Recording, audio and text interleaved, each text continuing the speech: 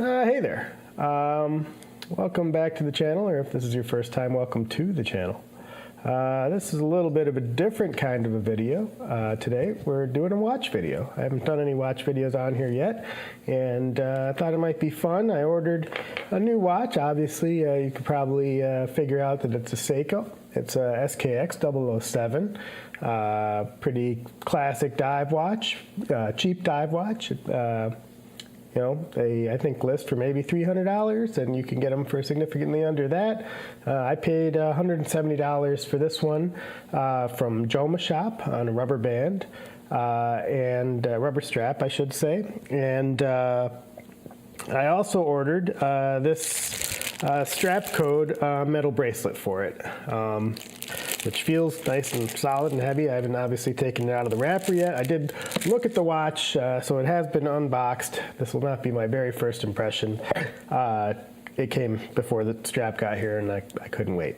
But I did want to shoot a little video. I'm going to try to put this strap on this guy, and we'll see how it goes.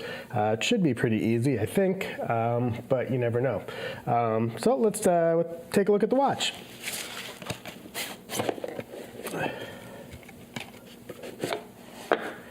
All right, there it is in the case. We'll just pop it off. Standard Seiko box, the little pillow. You know, they're nice, but they're not really nice. So this is the watch here. Let's unbuckle it so we can have a look. And is that in focus? Yeah.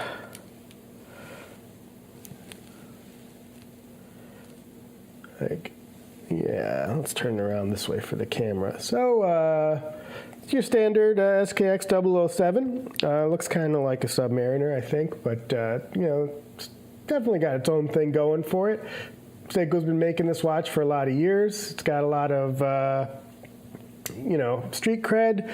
Been in movies. A lot of real divers, I think, wear these. You know, they're for an inexpensive watch. Screw down, you know, offset crown, 200-meter water resistance. I don't dive. I just like the look of it, and cheap enough that I figured I'd pop for one and put this nice bracelet on it, which I'd heard about, and so that's what we're gonna do. All right, without further ado, let's see if we can get this guy out. I think this is supposed to come with spring bars, but I don't know where they are. Ah, they're in it. That's why those rubber bands are there. Okay, well, this shouldn't be. I just dropped one. Okay, it's on the floor. All right, first tragedy averted. I'll be right back. Okay, so I'm back. I realized that I wasn't exactly sure which way the strap was supposed to go on there. You know, the strap is not symmetrical. There's this half, the two halves are different, you know, the way the clasp goes. I'm pretty sure there is a right way. So I got my Tissot here, my T-Touch. It's a watch I've had for a long time. Nice watch, titanium bracelet. All titanium. Pretty cool watch. Obviously not automatic, and I'm kind of into the automatics right now. But, you know, from this I can see that the little kind of nipple guy here that the buckle goes into is at the 6 o'clock position. So pretty sure that's how this one should go as well. So I just wanted to get a frame of reference so I don't mess it up. So we'll take off the stickers here and just get a look at the strap code. This is the Super Oyster, and this one is brushed and polished. They also make a fully brushed one in the same style. They make a lot of different straps. I just have been hearing about them recently on YouTube and elsewhere, and figured I'd give it a shot. You know, this was I think $75 free shipping. This I got from Mark over at Long Island Watch. Maybe you've seen his videos on YouTube. I like his videos. Seems like a nice guy. I would have bought the SKX from him, but Joma Shop just had a much better. Okay, so just had a much better price on it than he did at this point in time. They were running a sale. I think you'd understand. Okay, that's all sticking to me. Probably wasn't the most fun to watch.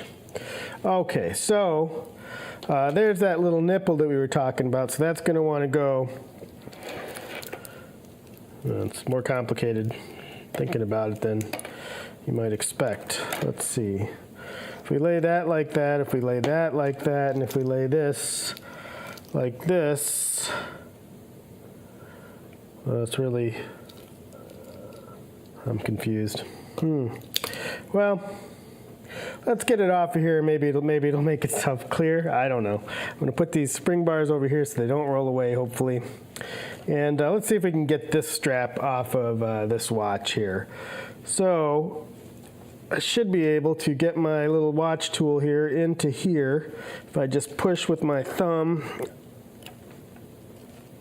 and hopefully the tool doesn't come out of the tool. Okay, so I gotta tighten that a little bit. It's a learning process. I've never done this. We're just having some fun here on the old YouTubes. I can see it in there. I think I got it. Did I get it? No, I almost had it. Okay.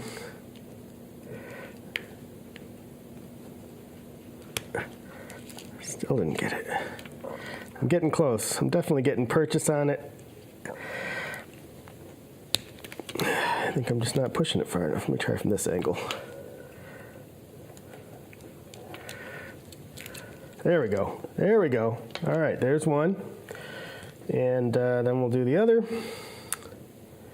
Seemed like it was easier from the bottom here. Let's try that. This rubber strap is pretty stiff. Ah, that was easy. Okay. Once you get it going, it's pretty easy. All right. So now let's think about how we want this to be connected. I believe we want this end here, where that nipple is, to be right there. This is actually, let's just take a quick look at this strap. This is actually quite nice with the, pardon my little boo-boo there. The brushed on the outer links and the inner links are polished. It's got a good weight on fully solid links, solid end links. This is machined, the clasp is machined. The little buckle here, the little keeper, I think is stamped. The rest of it is all machined. This is stamped as well. I think that's pretty normal. Nice piece. Another little sticker. Little protector there. Let's get that off. Probably easier to get all the little protective plastic off of there now than when it's on the watch, is my guess. Okay, so let's just make sure that indeed, if we put this guy at 6 like that, it fits really nice. Then the nipple is right there, and that matches the nipple being right there at 6 o'clock on the Tissot. So I think we got it. Okay. So that being the case, we want to attach this. I'll attach this side first. Oh man, that fits just right in there. Okay. So now we need one of those. These are some really beefy spring bars that I'm not sure if these are coming out on camera here. Hopefully they are, but they're a lot fatter. I'll pull out one of the Seiko ones just real quick. So you can see the difference kind of stuck in the strap here. Come on. All right, I gotta push it out. Whoop. There we go. Okay. So if you can see the difference here, and I hope that's coming through on camera there. I don't know, I guess they don't look that different, but it is thicker. No, I'm not sure which is which. Okay. All right. That's the right one. So this guy we said was going to go to the 6 o'clock. So I think the way we do this, there's a hole right here. We stick the spring bar in. We get it into one of the holes here. No. Yeah. Such a tight fit. It's hard to kind of angle it in there. I'm not sure how you're supposed to do this. Let's see. How about if we try from this angle? Where's the hole? There.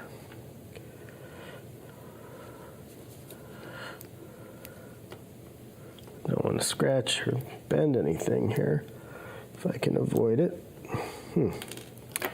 Okay. Let's try without the spring bar there just to get an idea of how we might. I mean, it's tight even just like that. Okay, I guess you got to come in at just the right angle. That's part of it. Definitely can't come in like that. Yeah, it comes really straight in.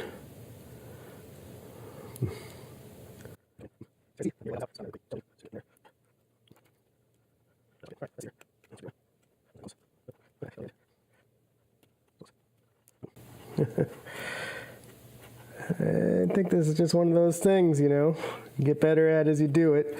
It's my first time.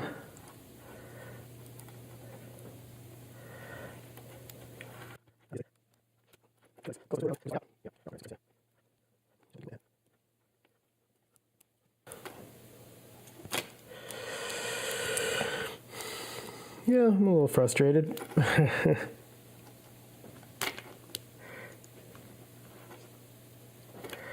I'm trying to see, is there a way to come in from the bottom, maybe? Maybe see better from the bottom. Let's try that.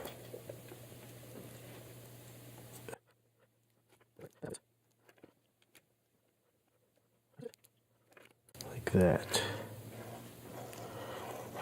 What does that look like from this end? Yeah, this is a fun little puzzle for Saturday afternoon.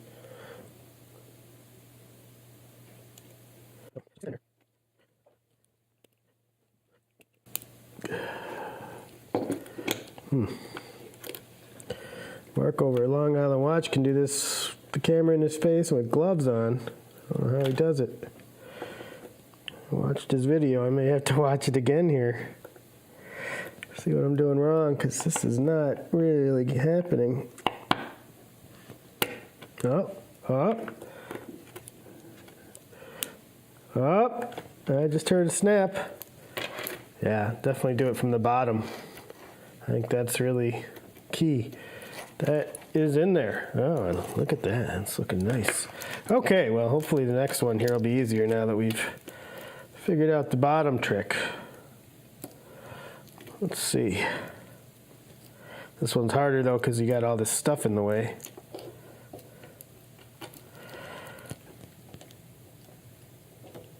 You know what? Let's just feel how it goes in without the pin. First of all.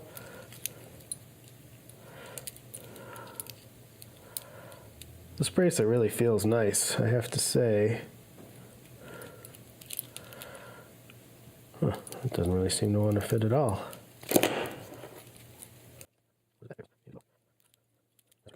I think it's maybe a little more difficult because it's so well fitted to the case.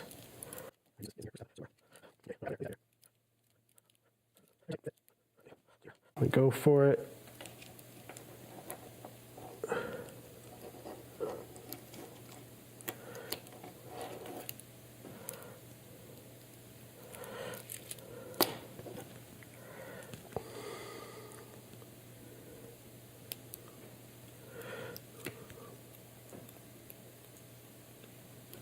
You know what? I think I should get this guy in maybe a little bit.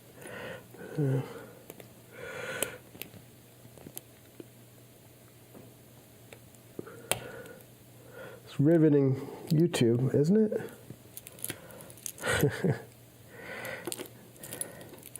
Yeah, the second one's definitely the harder one because you can't see as nearly as well.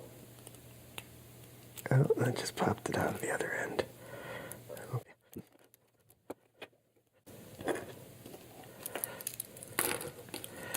You know, the tight tolerances really do make it a little difficult.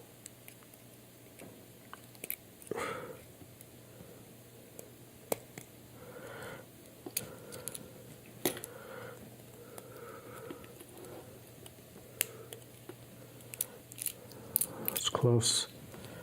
I don't want to lose it. Don't think it's in. No, I think it just popped.